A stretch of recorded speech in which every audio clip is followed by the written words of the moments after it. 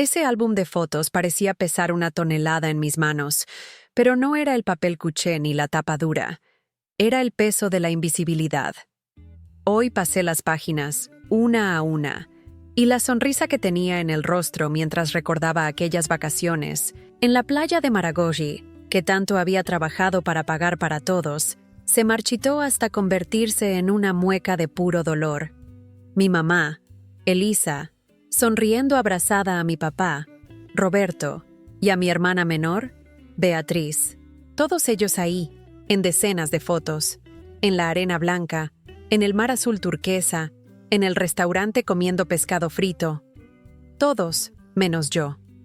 Yo, que busqué los mejores precios de pasajes, que negocié el alquiler de la casa sencilla pero acogedora, que hice una tabla de gastos y me privé de tantas cosas para realizar ese sueño de ver a mi familia feliz. En ninguna, absolutamente ninguna foto aparecía. Era como si hubiera sido un fantasma, una billetera ambulante que proporcionó alegría y luego fue desechada, borrada de su memoria feliz. La humillación me subió por la garganta como un reflujo ácido, quemando todo por dentro.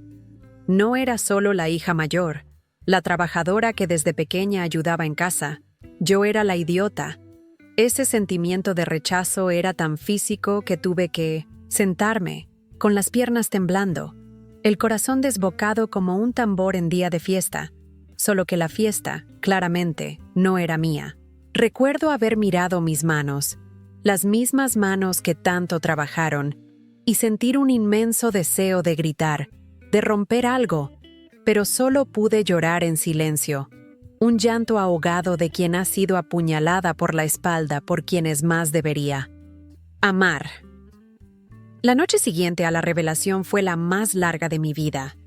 Cada crujido de la casa sencilla donde vivíamos, en nuestro barrio obrero en Recife, parecía burlarse de mi angustia. Acostada en mi cama, con la almohada empapada, revivía cada momento de esas vacaciones.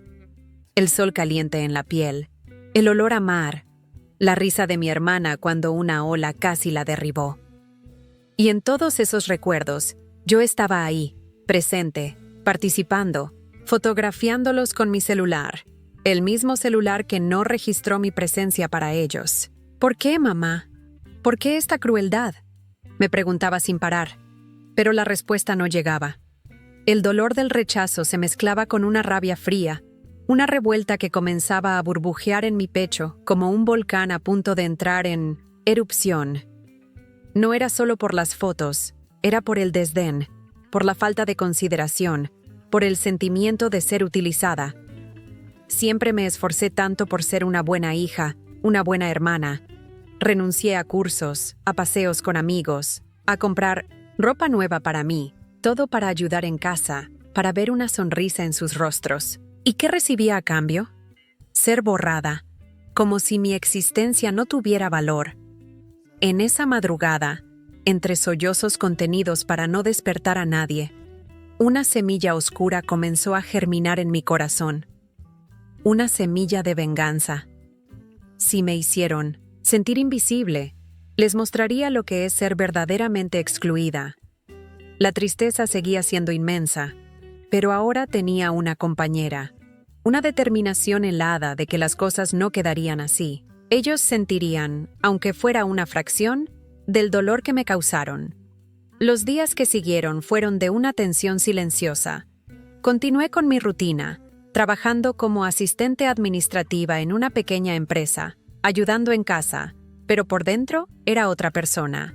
La Sofía boba y siempre dispuesta había dado paso a una Sofía observadora, calculadora y con un objetivo muy claro: mis vacaciones perfectas, y en ellas, mi familia no tendría lugar. Comencé a planear todo en secreto. Busqué destinos, ya, no pensando en lo que les agradaría a todos, sino en lo que yo quería. Soñaba con un lugar tranquilo, tal vez unas cascadas en el interior de Minas Gerais, o quizás una playa más reservada en la costa de Bahía. La idea de tener un tiempo solo para mí, de reconectarme conmigo misma, comenzó a darme un nuevo ánimo. Cada centavo que lograba ahorrar era como un ladrillo en la construcción de mi muro de autoafirmación. Ese sentimiento de poder, de estar, En control de mi propia felicidad, era nuevo e intoxicante. Claro que, a veces, una punzada de culpa me visitaba. Después de todo, era mi familia. Pero entonces recordaba el álbum de fotos, la expresión de felicidad de ellos sin mí, y la culpa se desvanecía, dando lugar a la certeza de que merecía eso. Merecía ponerme en primer lugar al menos una vez en la vida. La venganza, al principio, parecía ser el motor principal, pero poco a poco me di cuenta que se trataba más de respeto propio. Se trataba de mostrarme a mí misma que no necesitaba la aprobación de ellos para ser feliz, para existir.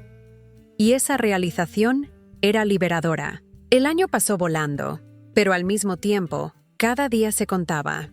Trabajé el doble, hice horas extras siempre que aparecía la oportunidad, vendí algunos dulces que aprendí a hacer para complementar mis ingresos. Cada real guardado en mi frasquito de vacaciones de cambio era una pequeña victoria. Durante este tiempo, observé a mi familia con otros ojos. Noté pequeños gestos de egoísmo de mi madre, Elisa, la forma en que Beatriz, mi hermana, muchas veces se aprovechaba de mi buena voluntad, y la pasividad de mi padre, Roberto, que parecía siempre estar de acuerdo con todo para evitar conflictos.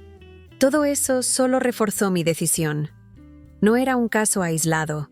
La exclusión de las fotos fue solo la gota que colmó el vaso. La materialización de años de sentirme en segundo plano. La expectativa por mis vacaciones crecía cada día. Imaginaba cada detalle. La maleta lista, la sensación de libertad, en la carretera, la belleza de los lugares que iba a conocer. Era un sueño solo mío, y eso lo hacía aún más especial. No le conté a nadie sobre mis planes detallados. Para ellos, solo comenté vagamente que pretendía viajar el próximo año, pero sin dar pistas de que sería un viaje en solitario, un viaje de redescubrimiento, y sí, de una dulce y silenciosa venganza. Ese secreto era mi tesoro, y lo guardé con el mayor cuidado, alimentando la llama de mi autoestima que ellos tanto intentaron apagar. Cuando finalmente llegó el momento, unos 2 meses antes de la fecha prevista, elegí un domingo durante el almuerzo para soltar la noticia. La familia estaba reunida. El olor de los frijoles cocinándose en la estufa de leña que tanto le gustaba a mi padre. Mamá, papá, Bía. Comencé, tratando de mantener la voz firme. En 2 meses tomaré mis vacaciones. Ya reservé todo. Voy a Bonito, en el Mato Grosso del Sur. Hubo un silencio inmediato. Mi madre, Elisa, dejó de mover la ensalada, con los ojos fijos en mí. Beatriz dejó su celular. Mi padre carraspeó. ¿Bonito? Qué bueno, hija. ¿Y nosotros vamos cuándo? Preguntó mi madre, con una sonrisa que me pareció un poco forzada. Fue entonces cuando solté la bomba, de la forma más natural que pude. Ah, mamá, estas vacaciones son solo mías. Necesito un tiempo para mí, ¿sabes? Para recargar energías. La expresión en sus rostros fue impagable. Primero, la sorpresa. Luego, una sombra de incomprensión, casi una ofensa. Beatriz hizo pucheros. ¿Solo tú, Sofía? Pero, ¿y nosotros? Pensé que íbamos a la playa de nuevo este año, dijo, con la voz melosa que siempre usaba para conseguir lo que quería. Este año no, Bía. Este año soy yo, respondí, con una calma que ni yo sabía que tenía. Mi padre solo observaba, callado como siempre, pero vi en sus ojos un brillo diferente, tal vez de quien finalmente entendía algo, o quizás solo era mi impresión. La semilla de mi venganza estaba plantada, y la reacción de ellos, aunque sutil, me dio un amargo placer. En las semanas siguientes al anuncio, el ambiente en casa se volvió extraño. Mi madre, Elisa, intentó varios acercamientos. Primero, sutilmente, preguntando si no me sentiría sola, si no sería peligroso que una mujer viajara sin compañía. Luego, más directamente, diciendo que la familia debe estar junta en las vacaciones que estaba siendo egoísta. Beatriz se mostró descontenta, comentando que sus amigas siempre viajaban con sus familias. Mi padre, Roberto, permanecía en lo suyo, pero sentía su mirada sobre mí, una mirada que no podía descifrar. Ignoré los intentos de manipulación. Mantengo mi enfoque en los preparativos. Compré una mochila nueva, algunas prendas livianas y coloridas, un vestido amarillo vibrante, una blusa turquesa que resaltaba mis ojos. Con cada prenda que guardaba en la maleta, sentía mi determinación crecer. La indiferencia inicial de ellos, cuando pensaban que era solo una idea pasajera, se había transformado en un malestar palpable a medida que la fecha se acercaba y se daban cuenta de que era serio. No hubo una disculpa por las fotos del año anterior, ninguna conversación sobre lo que realmente pasó, solo intentos de hacerme sentir culpable por querer algo para mí. Y eso, más que cualquier otra cosa, me daba la certeza de que estaba en el camino correcto. La cuenta regresiva en mi celular era mi recordatorio diario de que mi hora de ser protagonista estaba llegando. Bonito me recibió con los brazos abiertos, con sus aguas cristalinas y naturaleza exuberante. Cada inmersión en los ríos de aguas, transparentes, cada sendero en medio de la vegetación, era como un bálsamo para mi alma herida. Estaba en un paraíso particular, y lo mejor era que solo era mío. En los primeros días, confieso que a veces aparecía una puntada de melancolía, recordando las vacaciones familiares, incluso las que me trajeron dolor. Pero pronto esa sensación era reemplazada por una alegría genuina, una paz que no sentía desde hacía mucho tiempo. Estaba allí por mí, para mí. Tomé cientos de fotos, selfies sonriendo, paisajes deslumbrantes, detalles de la fauna y flora local. En cada clic, celebraba mi presencia, mi existencia. Mi celular recibía algunos mensajes de mi madre y hermana. ¿Todo bien ahí, hija? Manda fotos, decía Elisa. Aquí está aburrido. Quisiera estar allí, lamentaba Beatriz. Respondía de manera educada, pero concisa, sin dar muchos detalles, sin enviar las fotos que pedían. Quería que sintieran la ausencia, la exclusión. No por pura maldad, sino para que quizás, solo quizás, reflexionaran. La satisfacción de la venganza era real, pero era diferente a lo que imaginaba. No era una euforia ruidosa, sino una calma, sensación de justicia que se hacía, de un ciclo que se cerraba para que otro, mejor, pudiera comenzar. Los intentos de contacto de mi familia se intensificaron a la mitad del viaje. Mi madre, Elisa, llamó varias veces. En una de esas llamadas, su voz estaba entrecortada. Sofía, hija, ¿por qué haces esto con nosotros? Te extraño tanto. La casa está tan vacía sin tu alegría. Ese fue el momento. Respiré hondo. La belleza serena de la gruta del lago azul frente a mí, dándome valor. Mamá, también te extrañé a ti y a todos en las fotos de las vacaciones del año pasado. Aquellas vacaciones que pagué, ¿recuerda? También me sentí muy sola cuando vi que no existía en ninguno de sus recuerdos felices. Hubo un silencio al otro lado de la línea, un silencio pesado, lleno de cosas no dichas. Pero, hija, no fue por mal, comenzó ella, con la voz débil. Mamá, ahora no importa la intención, lo que importa es cómo me sentí. Y me sentí basura, un nada. Estas vacaciones son para reencontrarme, para recordar que existo y que merezco ser feliz, con o sin su aprobación en las fotos. Fue duro decir eso, pero fue liberador. No hubo gritos, no hubo acusaciones directas, pero el mensaje fue claro. Apagué el teléfono sintiendo una mezcla de tristeza por la situación, pero también una fuerza que no sabía que tenía. Me defendí, saqué mis sentimientos, y eso fue más importante que cualquier venganza. Regresé a Recife renovada, bronceada, y con una sonrisa que no cabía en mi rostro. La recepción en casa fue contenida. Mi madre, Elisa, me abrazó, los ojos húmedos, pero no dijo mucho. Beatriz me miró con una mezcla de curiosidad y resentimiento. Mi padre, Roberto, me dio un abrazo fuerte y dijo: «Qué bueno que volviste bien, hija. Pareces feliz». En los días siguientes, la dinámica familiar cambió sutilmente. Había un cuidado diferente en la forma en que mi madre me hablaba, un esfuerzo por incluirme en las conversaciones, por preguntar mi opinión. Beatriz todavía estaba un poco fría, pero ya no hacía comentarios ácidos. Una noche, mi madre se sentó a mi lado en la sala, mientras mostraba algunas fotos del viaje en mi celular, fotos donde yo era la estrella. «Eran hermosas, hija.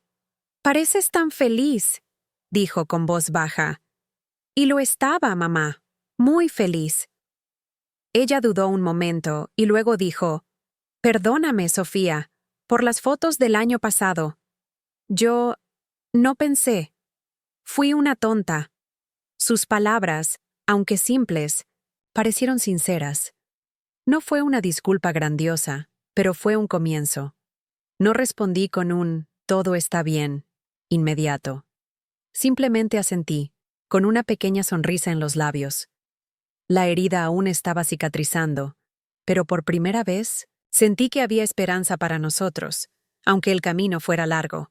Yo había cambiado, y ellos estaban comenzando a darse cuenta. La venganza de las vacaciones en solitario no me trajo una alegría explosiva como imaginaba que lo haría.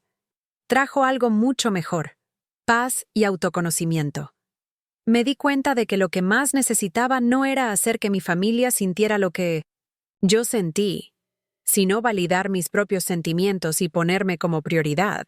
La exclusión de las fotos fue el catalizador para una transformación profunda. Aprendí, de la manera más amarga, que no puedo controlar las acciones de los demás, ni mendigar amor o reconocimiento. Lo que puedo y debo hacer es construir mi propio valor, mi propia felicidad, independientemente de los aplausos externos. La disculpa de mi madre fue importante, sí, pero lo más crucial fue mi viaje interno. Hoy, nuestra relación familiar está en reconstrucción. Hay más diálogo, más respeto. Beatriz comenzó a verme menos como una proveedora y más como una hermana. Mi padre parece más presente. Pero el cambio más grande fue en mí. Florecí, descubrí mi fuerza, mi resiliencia y, lo más importante, mi amor propio. Sigo ayudando a mi familia, pero ahora con límites claros, sin anularme. Las vacaciones en Bonito no fueron solo un viaje, fueron un rito de paso. Y las fotos de ese viaje, esas sí, las guardo con todo cariño, porque cuentan la historia de una mujer que aprendió a ser la protagonista de su propia vida, iluminando su camino con su propia luz, sin necesidad de que nadie más la pusiera en los reflectores. Y esa, amigos, es la mejor foto que alguien puede tener. Dios te bendiga.